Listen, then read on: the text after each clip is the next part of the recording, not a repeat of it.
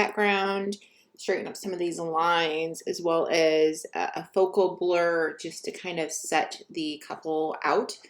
So let's go ahead and get started. The first thing I'm going to do is duplicate this background. And then what I'm looking for here basically is going to be where are my clean areas, where are not my clean areas. Now, there's the patch tool. The thing that's good about the patch tool is it blurs. That's also sometimes the thing that's bad about it. So if I want to remove this window and keep it so it doesn't look like it was removed, I'm going to need to not have it blurry. So see what that's done. So I'm going to get rid of that. I'm going to come back and just reduplicate that. So instead of doing that, what I'm going to do is I'm just going to get my selection, my lasso tool here, and I'm just going to grab an area, slide it over to a new area. So you can see it's a little bit longer, but that's all right. I'm going to do layer via copy. So I'm layering this area, and then I'm going to pull that over here. Now you can see it doesn't line up perfectly, and that's okay. I'm going to get one side of it as close as possible. And then what I'm going to do is I'm going to do a free transform on this, and I'm going to do a warp. This is going to allow me to move this at different points. And so what I'm going to do first of all is I'm going to, as you can see, it was a little narrow here at the top. So I'm going to move this up this direction. So now that's fixed that. And I'm going to start moving this line up until it reaches that line. And we should be pretty good with that portion up. There's still a little bit there, so I can warp it again. Free transform and warp. And just until I get that line nice and straight with that one. I think we can move the whole thing down just a tiny bit. There we go. Now, you can still see the edges of it, especially on this side a little bit. As far as the lightness, I'm not really seeing much difference there. I'm going to turn my background layer off because I'm going to be working just on these layers. What I'm going to do is grab the eraser tool just on a low flow, nice and soft. Sorry, I need to be on this top layer here. And I'm just going to erase that just till it blends in. Just like that. Okay, so pretty simple. And then I'm going to merge those two layers. Merge visible, so I turned that background off so that I still have a separate background. And so now that portion of the window is gone. I would just continue to do that same process through this whole entire thing until the window is gone. It's going to get a little bit tricky when you get into this area with his head. But you just kind of have to work around it with the blending tool.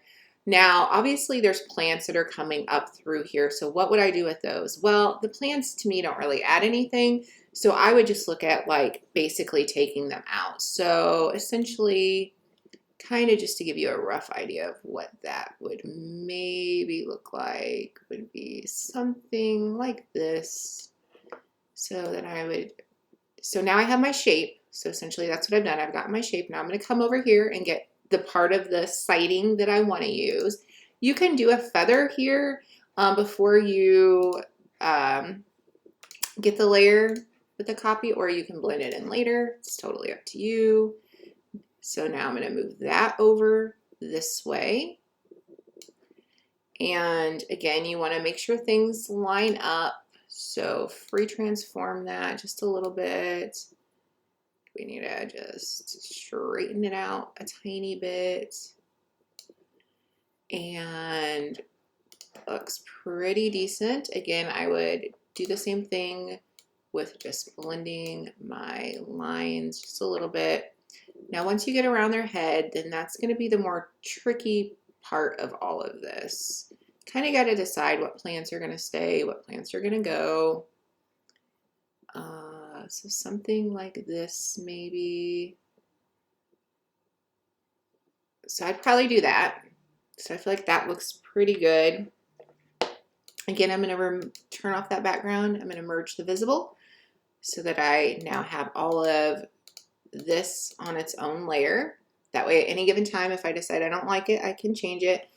And then I just start working in around his head a bit and around her head, just to kind of create something that's going to look a little more realistic and less like we've messed with it, because obviously that's just a square.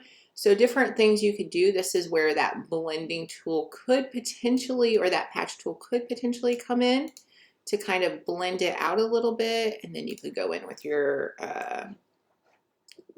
clone stamp tool and do a little bit of that.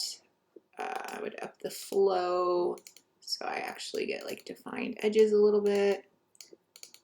Right, so it's something like this where you're basically creating an edge however you need to do just to make it look a little bit more believable. Again, we could just even do that around his head here. I can see here where I've kind of messed that line up. One of the things that you can do sometimes is use the spot healing tool. It didn't work that time. Edit, undo, let's get rid of that. And let's try the patch tool. See if that one works for it. Probably would have worked, except my mouse got stuck. I'm a little bit laggy, I think, because I'm doing the screen recording as well. So you'll have to forgive that. So that one's not going to work. So in that case, probably what I would do is I would just grab my clone stamp tool and I would just stamp that just a little bit right there, just so I don't see that edge. But what you would do then is just go in. There's several ways, honestly, that you could rebuild this edge to make it look realistic. Or you could just completely get rid of it. I would probably, if I wanted to have that still kind of planty, realistic edge, what I would do would be I would go over to this portion of the picture and I would grab it just like this, something like that. Layer via copy. And then bring that over here. And obviously it's gonna look exactly like the other one. I'm gonna free transform and warp this into place. So I want it to, my lines and everything to match up.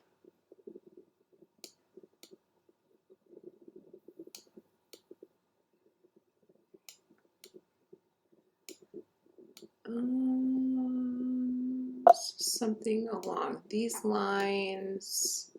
Obviously, when you're doing this, you're going to take your time. Now, if you had multiple pictures, like this same exact setup, but different faces, you could just, once you kind of got the background settled, you could just pull that out, like reuse that background.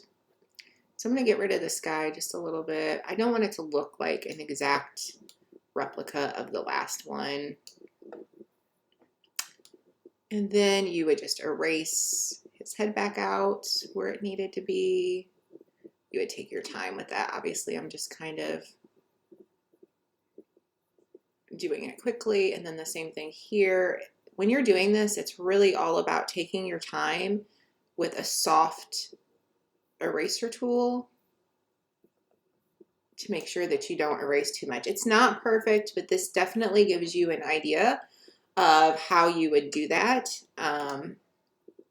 So I'm just going to, for the sake of right now, just merge that out so you could see. I'm going to do a pullback so you get an idea. We've removed that window, which to me was distracting. The other thing in this image that was distracting was this area right here. And so similar to what we did over there as far as getting rid of it, you just grab that lasso tool. It's the lines that are the distracting part. And I'm just going to go over and layer via copy that.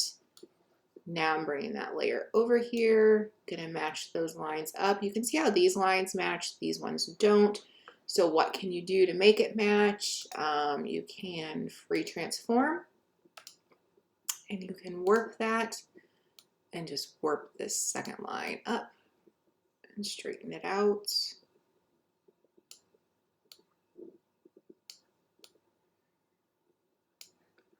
It's not perfectly straight because I don't want this video to be too long, but that gives you an idea of how to do it.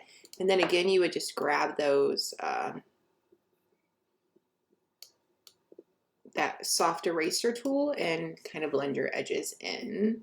So I'm going to merge that so you guys can see it. I'm going to pop back and forth to where we started with distractions as far as the window goes, distractions over here with that part of the siding, which now when you see it, it probably looks like someone's photoshopped this left side bad.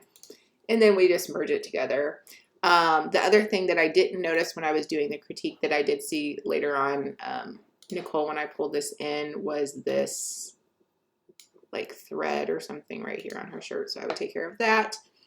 I would clean this area up over here a bit. Now this is potentially an area where you could probably use the blending tool or the patch tool to just easily get rid of that. And then you don't want it to look exactly duplicated. So you could do something along those lines just to get rid of that kind of weedy area. Now the focal blur. So let me just merge this. I'm going to duplicate that background. I'm going to go to filter, and then in filter you have different blurs. So you have Gaussian blur, which is if you're just trying to kind of make the whole thing like soft. You have different blurs, and what we want here, and I usually do my focal blurs through a different program than this, but we could do, I think it's lens blur.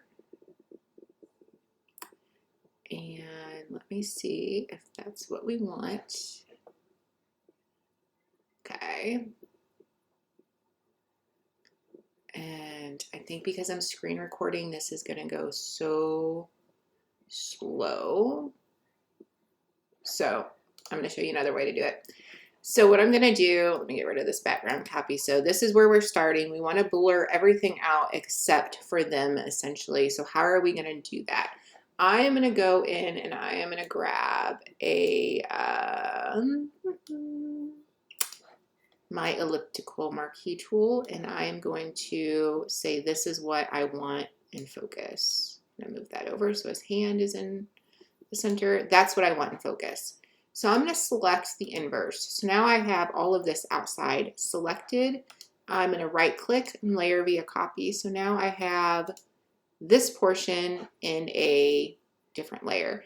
I'm going to go to filter, blur, Gaussian blur.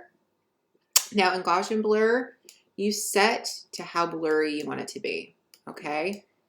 So depending on how blurred you would want it to be, you would set it. So let's say I want it to be something like that. I would hit okay. Now when I put my center back in, you could see how they're in focus, but everything else is blurry. And then just to blend that, because you can see how it's not blended at all, what I would do on this layer is I would just go grab my eraser and I would go at a low flow, somewhere around like 30%, something like that. And I would just slowly go on that outside and just slowly start bringing it in, and I'd pull my flow down even more, and I'd come back around again. I don't know what's going on here. If something happened with why she has two arms, might have been if I did a layer and I moved my layer a little bit. So ignore that portion of it. So I would do something like that, and just blend out that blur just a little bit, just so it's not a harsh line. And then you could even repeat that step. So I'm going to merge that. So if I wanted it to be even more blurry in the background, like on the edges, you could repeat that. Do something like that. Right click, layer via copy, go back into blur, Gaussian blur, and blur that out. Oops, sorry, I grabbed them that time. Let me go back here, select inverse. So I don't want selected on them, I want selected on my background. Layer via copy, filter, blur, Gaussian blur. And say I wanted something along those lines, I could do that. And again, I would just repeat this step probably, yeah, because like in this area, I feel like it's a little too harsh of a transition. So I would just repeat that step as far as removing some of the blur around, just so it blends nicely and it's not a harsh line of blur and not blur. So I'm gonna merge that. I'm gonna recrop this just because this double arm thing is bothering me. I have no idea what happened with that. I must have moved the background layer at some point and not realized it. So I'll kind of show you where we started as far as some of the distracting things to me, and then that's where we finished. So again, before and then afterwards.